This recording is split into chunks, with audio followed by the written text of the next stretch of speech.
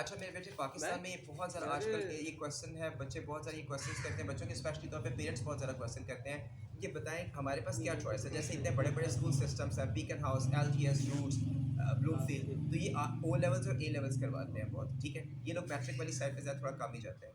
तो नॉर्मली तौर पे पेरेंट्स परेशान होते हैं, वो पूछते भी आके कि भई आप बताएँ कि हमें बच्चे को क्या मैट्रिक करवाना चाहिए या ओ लेवल्स करवाना चाहिए? अब असल में इसको 2 तरह से मैं आंसर करूँगा। सबसे पहले जो सबसे इम्पोर्टेंट चीज़ है वो ये है कि पाकिस्तान में रहते हुए ओ लेवल्स या ए लेवल्स का स्कोप नहीं है।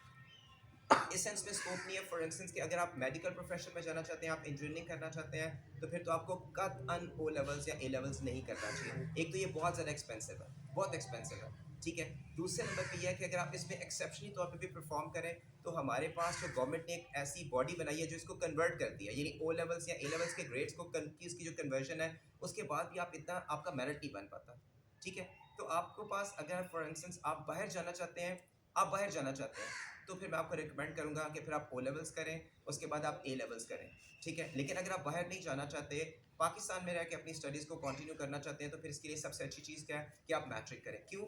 क्योंकि मैट्रिक में किसी हद तक हमें एक आदत डाल दी जाती है टीचर्स की तरफ से, कि हमारा आप ये कह लें कि सारा जो एग्ज़ामिनेशन सिस्टम है वो कुछ ऐसा है कि आपको रट्टा मारना पड़ता है, चीज़ों को याद करना पड़ता है, और एफएससी में उसी बंदे का मेरिट बनता है कि जिसको रट्टे की आदत पड़ जाए। जिस बच्चे को रट्टे की आदत ना पड़े, वो यानी इसमें आप कह लें कि एफएससी में मार्क्स ज़्यादा नहीं ले सकता।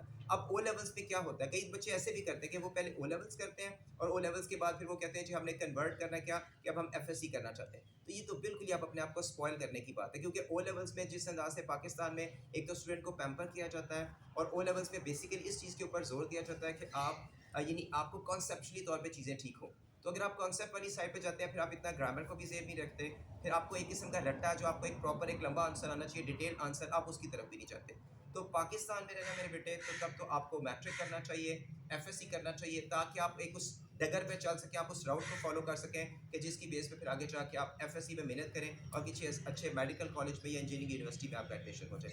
हाँ, अगर आपने बाहर जाना है, तो फिर ये कहा जा सकता है कि आप ओ लेवल्स को लें या ए लेवल्स को लें।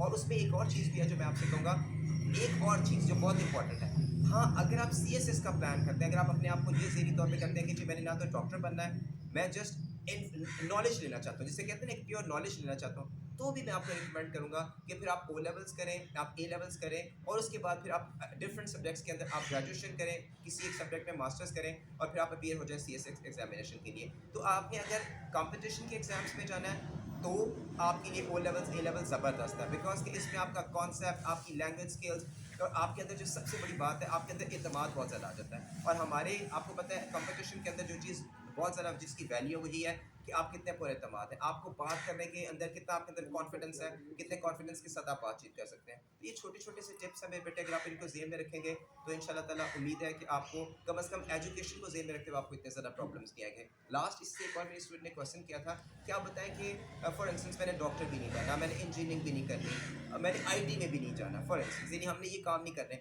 तो भी कोई ए लेवल्स का कोई स्कोप है कि नहीं है? तो मेरे बेटे, अगर आपने, जैसे मैंने पहले मेंशन किया कि अगर आप ए लेवल्स करना चाहते हैं, ठीक है?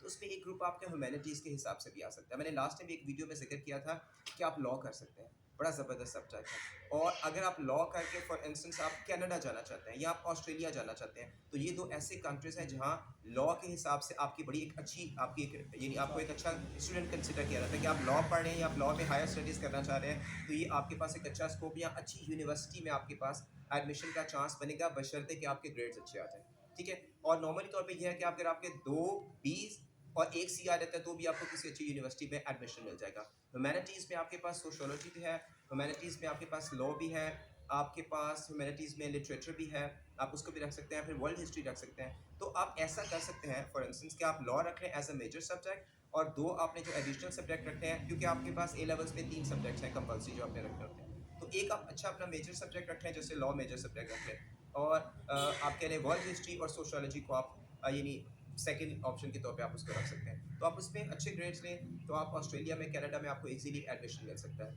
और जज़ाकल्लाह। लो बच्चे, अल्लाह